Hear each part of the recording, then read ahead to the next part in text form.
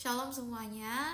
Nah, di video kali ini aku mau sharing mengenai bagaimana kita bisa memiliki mental pemenang. Oke? Nah, kita mau belajar dari kisah Yosua ya. Saat dia dan sebelum dia meruntuhkan tembok kota Yeriko ya.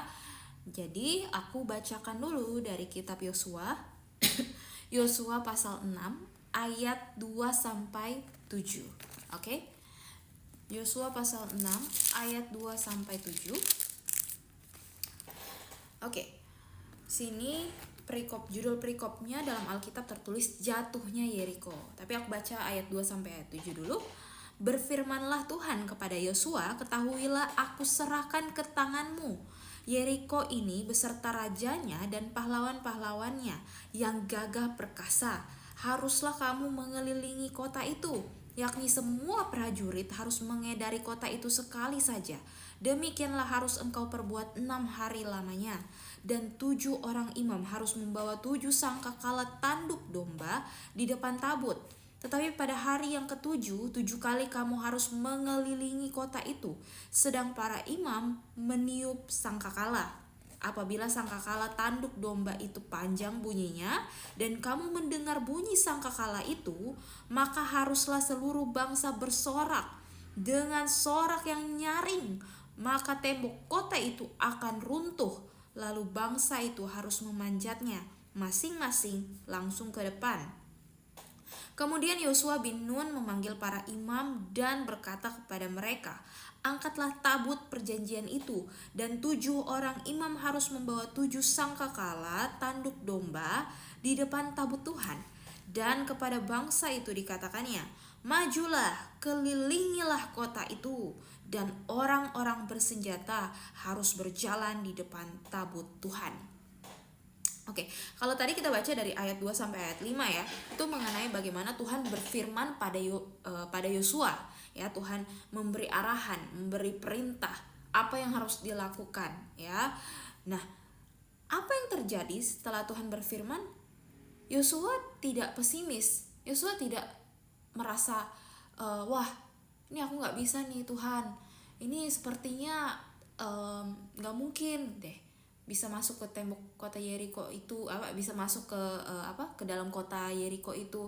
Wah, buat apa dikelilingi seperti itu gitu. Maksudnya Yosua tidak banyak ngomong seperti cerewet begitu, tapi dia taat saja apa yang Tuhan firmankan, apa yang Tuhan katakan. Yosua itu taat, dia langsung suruh para imam, kemudian bangsa Israel ya, dengan tugas mereka masing-masing ya, bagian mereka, posisi mereka itu nanti di mana, apa yang harus dilakukan ya. Jadi di sini kita belajar poin nomor 1 ialah untuk menjadi seorang yang optimis ya, optimis ya, percaya dia pasti bisa melakukan hal-hal yang harus dikerjakan. Dia bersikap positif terhadap hal-hal itu, begitu ya. Nah, bagaimana menjadi optimis juga kita perlu mengetahui ada kunci-kunci yang kita perlu pahami. Nah, apa saja dalam Yosua 1 ayat 9 dituliskan bahwa Yosua 1 ayat 9, bukankah telah kuperintahkan kepadamu, kuatkan dan teguhkanlah hatimu, janganlah kecut dan tawar hati, sebab Tuhan Allahmu menyertai engkau kemanapun engkau pergi. Jadi Yosua itu dikasih tahu Tuhan bahwa Tuhan itu menyertai dia ya. Tuhan itu menyuruh Yosua, memerintahkan dia untuk menguatkan, teguhkan hatinya dia ini. Jadi bukankah telah kuperintahkan kepadamu, kuatkan dan teguhkanlah hatimu, jangan kecut dan tawar hati ya. Karena apa? Karena Tuhan beserta Yosua ya, Tuhan menyertai Yosua. Makanya kuncinya yang pertama di sini ialah penyertaan Tuhan. Kalau kita mau memiliki mental pemenang, kita perlu sadari, kita perlu pahami bahwa Tuhan menyertai kita. Jadi jangan berbangga diri dengan kemampuan diri sendiri ya, dengan kekuatan diri sendiri sebagai manusia. Karena apa? Karena semuanya itu, kemenangan kita itu datangnya daripada Tuhan ya. Ada penyertaan Tuhan yang membuat kita sukses, berhasil dalam kita melewati suatu proses kehidupan ya, proses demi proses kita lalui ya. Oke. Nah, yang kedua, percaya bahwa Tuhan pasti menepati janjinya. Karena di ayat 6 di sini ditulis, kuatkan dan teguhkanlah hatimu sebab engkaulah yang akan memimpin bangsa ini memiliki negeri yang kujanjikan dengan bersumpah kepada nenek moyang mereka untuk diberikan kepada mereka. Jadi, apa yang Tuhan janjikan pada Yosua, ya, itu Tuhan genapi. Makanya kita juga perlu percaya. Kita harus percaya bahwa Tuhan pasti menepati janjinya dalam hidup kita. Yang ketiga, ya, kita perlu klaim janji Tuhan dengan mulut kita, ya. Kita perlu klaim, Tuhan, aku percaya Tuhan pasti beri aku pekerjaan tahun ini. Contohnya, ya, kalau kita mengharapkan pekerjaan, kita klaim dulu, kita lewat doa kita klaim janji Tuhan, atau kita klaim kita pasti dapat pekerjaan, misalkan seperti itu, ya. Nah, itu kita bisa baca di Yosua 2 ayat 24. Ini ceritanya tentang 2 orang pengintai yang diutus Yosua, ya, untuk mengamati kota Yeriko dan sekitarnya. Nah, ayat 24 di sini dituliskan, ya. Ini bagaimana 2 orang pengintai ini setelah selesai mengamati, dia lapor pada Yosua.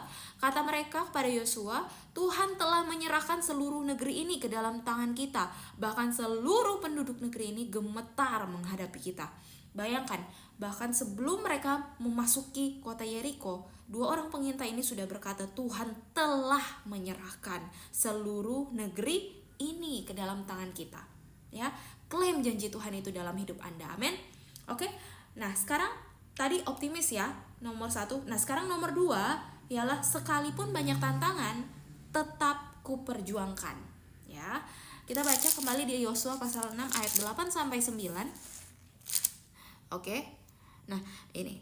Segera sesudah Yosua berkata kepada bangsa itu, maka berjalanlah maju ke-7 orang imam yang membawa ke-7 sangkakala tanduk domba itu di hadapan Tuhan. Lalu mereka meniup sangkakala, sedang tabut perjanjian Tuhan mengikut mereka. Dan orang-orang bersenjata berjalan di depan para imam yang meniup sangkakala, dan barisan penutup mengikut tabut itu, sedang sangkakala terus-menerus ditiup. Sangkakala terus-menerus ditiup.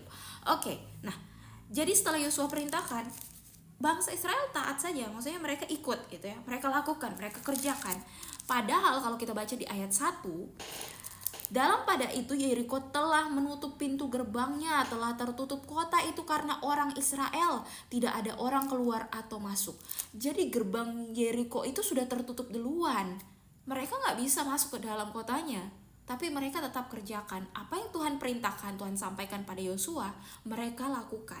Mereka kelilingi, mereka tiup sangkakala, mereka bawa tabut perjanjian itu, ya. Nah, jadi di sini sekalipun banyak tantangan, sekalipun gerbang Yeriko masih tertutup, ya, tetap kuperjuangkan. Amin.